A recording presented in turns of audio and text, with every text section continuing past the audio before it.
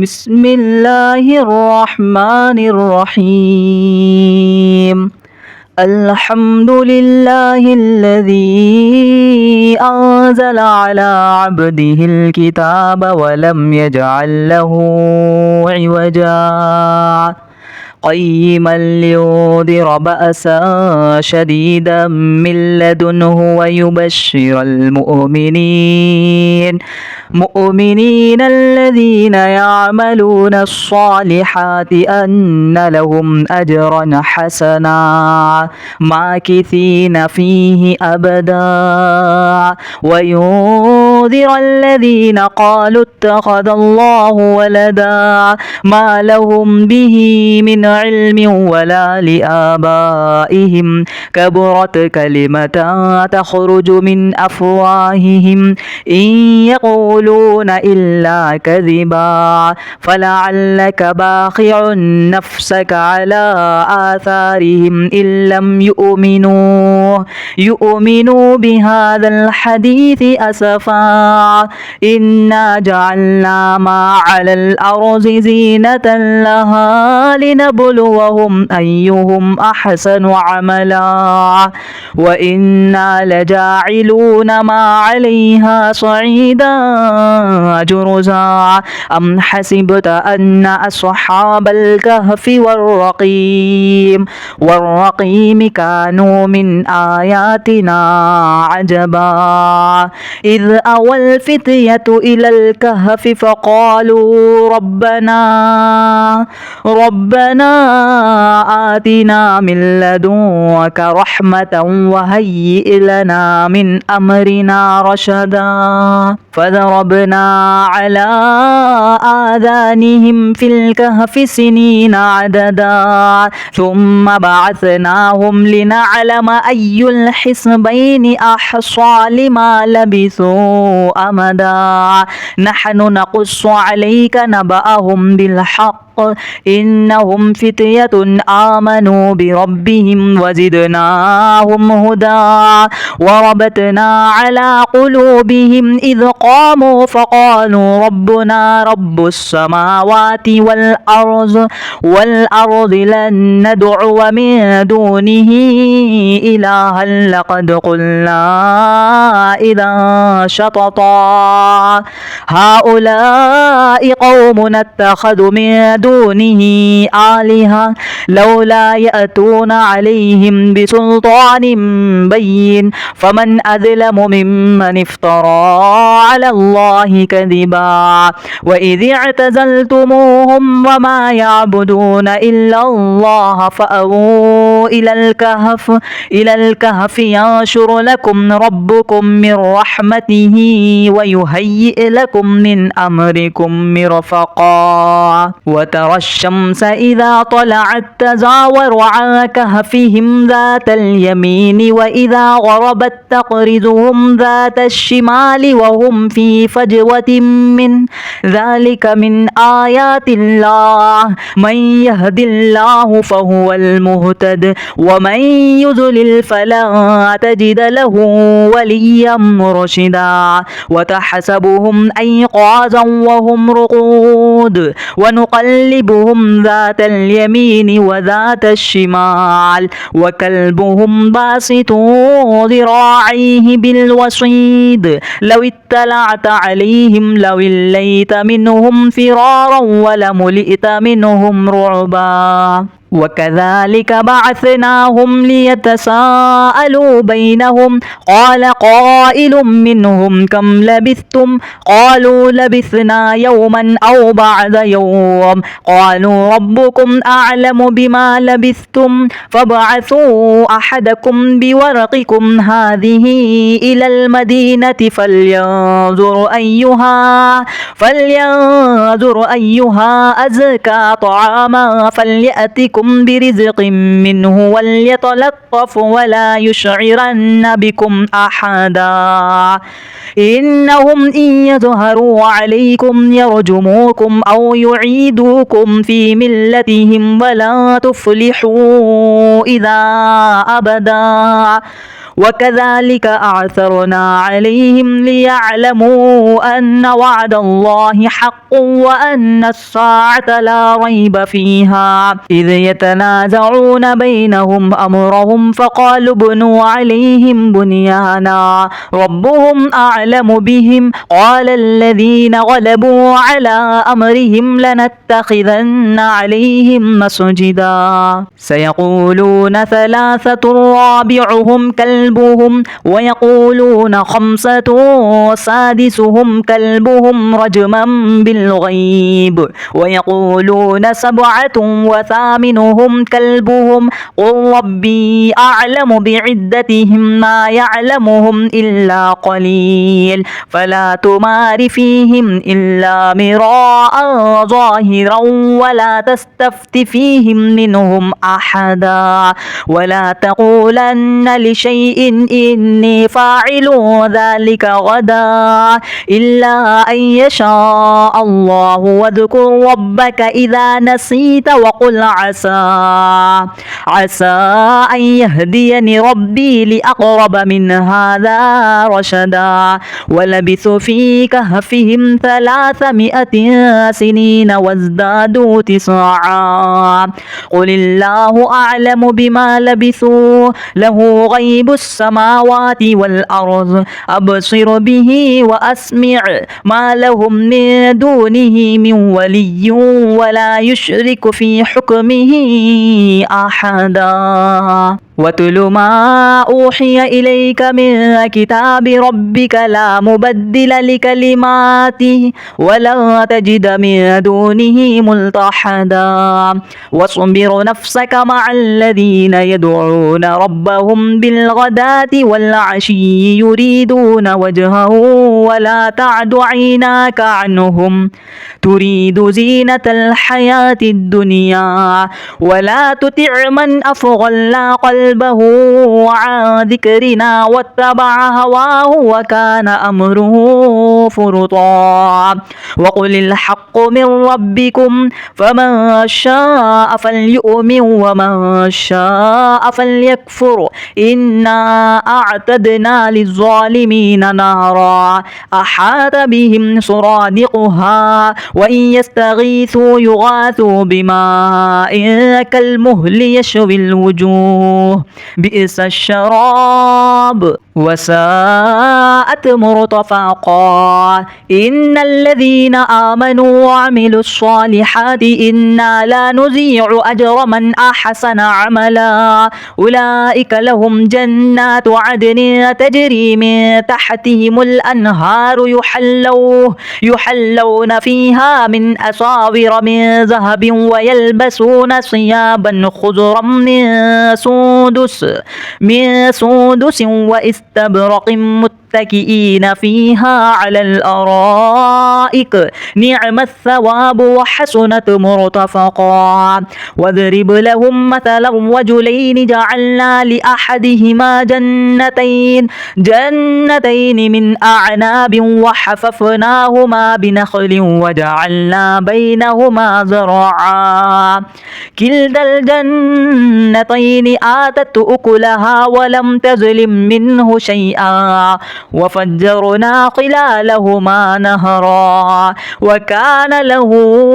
ثمر فقال لصاحبه وهو يحاوره أنا أكثر منك مالا وأعز نفرا ودخل جنته وهو ظالم لنفسه قال ما أظن أن تبيد هذه أبدا وما أظن الساعة قائمة ولئن رددت إلى ربي لأجدن خيرا منها منقلبا قال له صاحبه وهو يحاوره أكفرت بالذي خلقك من تراب ثم من نطفة ثم سواك رجلا لكن هو الله ربي ولا أشرك بربي أحدا ولولا إذ دخلت جنتك جنتك قلت ما شاء الله لا قوة إلا بالله إن ترني أنا أقل منك مالا وولدا فعسى ربي أن يؤتيني خيرا من جنتك ويرسل عليها حسبانا من السماء فتصبح سعيدا زلقا أو يصبح ماؤها غورا فلن تستطيع له طلبا وأحيط بثمره فأصبح يقلب كفيه على ما أنفق فيها وهي خاضعة على عروشها ويقول يا ليتني لم أشرك بربي أحدا ولم تكن له فئة ينصرونه من دون الله وما كان منتصرا هنالك الولاية لله الحق هو خير ثوابا وخير عقبا واضرب لهم مثل الحياة الدنيا كماء إن أنزلناه من السماء فاختلط به نبات الأرض فأصبح هشيما تذروه الرياح وكان الله على كل شيء مقتدرا المال والبنون زينة الحياة الدنيا والباقيات الصالحات خير عند ربك ثوابا وخير أملا ويوم نسير الجبال وترى الأرض بارزة وحشرناهم فلم نغادر منهم أحدا وعرضوا على ربك صفا لقد جئتمونا كما خلقناكم أول مرة بل زعمتم أن لن نجعل لكم موعدا ووزع الكتاب فترى المجرمين مشفقين مما فيه ويقول يا ويلتنا ما لهذا الكتاب لا يغادر صغيرة ولا كبيرة إلا أحصاها ووجدوا ما عملوا حاضرا ولا يظلم ربك أحدا وإذ قلنا للملائكة اسجدوا لآدم فسجدوا إلا إبليس كان من الجن ففسق عن أمر ربه أفتتخذونه وذريته أولياء من دوني وهم لكم عدو بئس للظالمين بدلا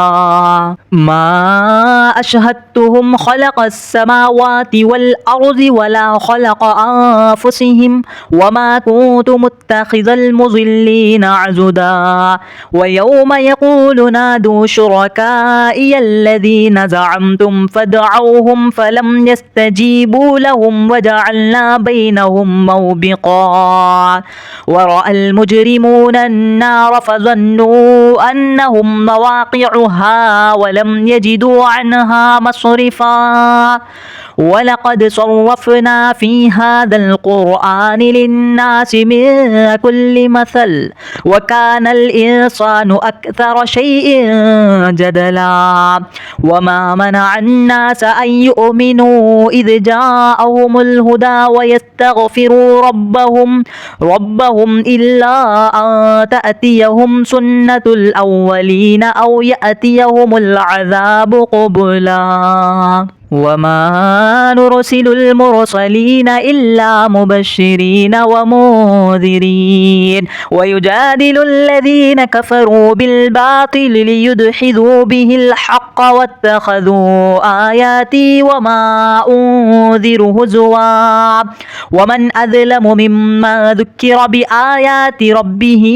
فأعرض عنها ونسي ما قدمت يداه إنا جعلنا على قلوبهم أكنة أن يفقهوه وفي آذانهم وقرا وإن تدعهم إلى الهدى فلن يهتدوا إذا أبدا وربك الغفور ذو الرحمة لو يؤاخذهم بما كسبوا لعجل لهم العذاب بل لهم موعد لن يجدوا من دونه موئلا وتلك القرى أهلكناهم أهلكناهم لما ظلموا وجعلنا لمهلكهم موعدا وإذ قال موسى لفتاه لا أبرح حتى أبلغ مجمع البحرين أو أمضي حقبا فلما بلغ مجمع بينهما نسي حوطهما فاتخذ سبيله في البحر سربا فلما جاوز قال لفتاه آتنا غداءنا لقد لقينا من سفرنا هذا نصبا قال أرأيت إذ أوينا إلى الصخرة فإني نسيت الحوت وما أنسانيه إلا الشيطان أن أذكره واتخذ سبيله في البحر عجبا قال ذلك ما كنا نبغي فارتد على آثارهما قصصا فوجد عبدا من عبادنا آتيناه رحمة من عندنا وعلمناه من لدنا علما قال له موسى هل أتبعك على أن تعلمني مما علمت رشدا قال إنك لن تستطيع معي صبرا وكيف تصبر على ما لم تحط به خبرا قال ستجدني إن شاء الله صابرا ولا أعصي لك أمرا قال فإن اتبعتني فلا تسألني عن شيء حتى أحدث لك منه ذكرا فانطلقا حتى إذا ركب في السفينة خرقها قال أخرقتها لتغرق أهلها لقد جئت شيئا إمرا قال ألم أقل إنك لن تستطيع معي صبرا قال لا تؤاخذني بما نسيت ولا ترهقني من عمري عسرا فانطلقا حتى إذا لقي غلاما فقتله قال أقتلت نفسا زكية بغير نفس لقد جئت شيئا نكرا قال ألم أقل لك إنك لن تستطيع معي صبرا قال إن سألتك عن شيء بعدها فلا تصاحبني قد بلغت من لدني عذرا فانطلقا حتى إذا أتيا أهل قرية استطعما أهلها فأبوا أن يضيفوهما فوجد فيها جدارا يريد أن ينقض فأقامه قال لو شئت لاتخذت عليه أجرا قال هذا فراق بيني وبينك سأنبئك بتأويل ما لم تستطيع عليه صبرا أما السفينة فكانت لمساكين يعملون في البحر فأردت أن أعيبها وكان وراءهم ملك يأخذ كل سفينة غصبا وأما الغلام فكان أبواه مؤمنين فخشينا أن يرهقهما طغيانا وكفرا فأردنا أن يبدلهما ربهما خيرا منه زكاة وأقرب رحما وأما الجدار فكان لغلامين يتيمين في المدينة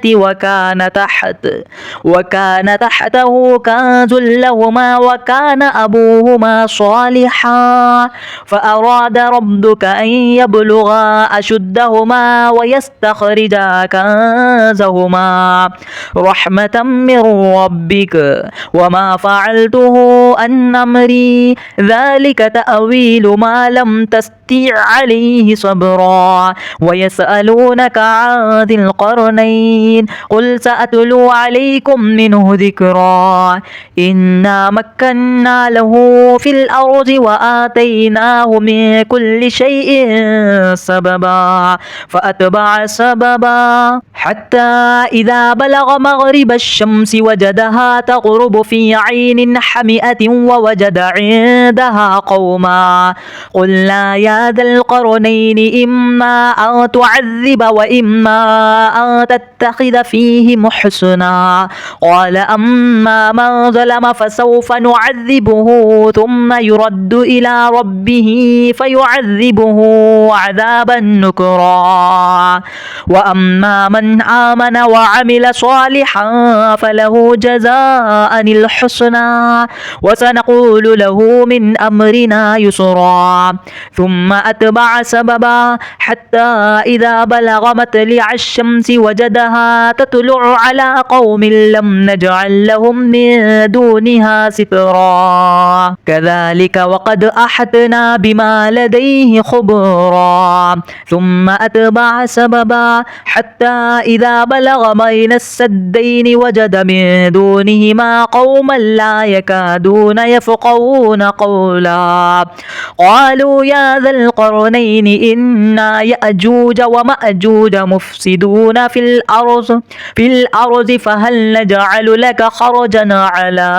أن تجعل بيننا وبينهم سدا. قال ما مكني فيه ربي خير فأعينوني بقوة أجعل بينكم وبينهم ردما. آتوني زبر الحديد حتى إذا ساوى بين السدفين قال انفخوا حتى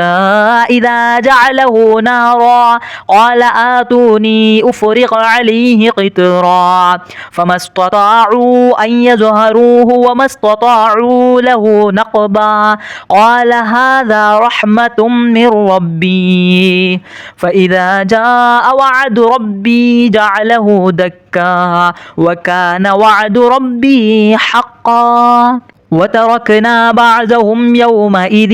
يموج في بعض ونفخ في الصور فجعلناهم جماعا. وأعرضنا جهنم يومئذ للكافرين عرضا. الذين كانت أعينهم في غطاء عن ذكري وكانوا لا يستطيعون سمعا. أفحسب الذين كفروا أن يتخذوا عبادي من دوني أولياء إنا أعتدنا جهنم للكافرين نزلا. قل هل ننبئكم بالأخسرين أعمالا الذين ضل سعيهم في الحياة الدنيا وهم يحسبون أنهم يحسنون صنعا. أولئك الذين كفروا بآيات ربهم ولقائه فحبطت أعمالهم فلا نقيم لهم يوم القيامة وزنا.